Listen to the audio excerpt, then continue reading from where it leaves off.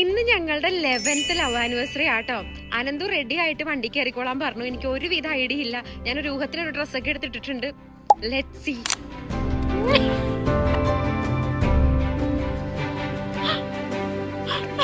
എങ്ങോട്ടാ പോണേന്ന് മനസ്സിലായി. അങ്ങനെ ഞങ്ങൾ ഒലീവിലെത്തിട്ടോ. എന്താ പ്ലാൻ എന്നൊന്നും അറിയില്ല, പക്ഷെ സ്ഥലം മനസ്സിലായി.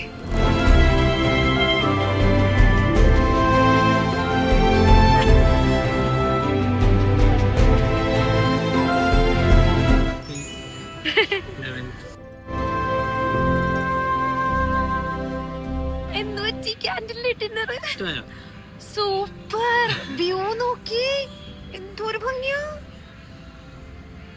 എന്റെ പൊന്നെ. ഒട്ടും എക്സ്പെക്ട് ചെയ്തില്ല ഞാൻ. ഓ ശരിക്കും ഹാപ്പിയായി. ഒട്ടും പ്രതീക്ഷിച്ചില്ല കേട്ടോ ഞാൻ ഇങ്ങനത്തെ സെറ്റപ്പ്. കിട്ടില്ല വ്യൂ എന്റെ പൊന്നെ, അടിപൊളി.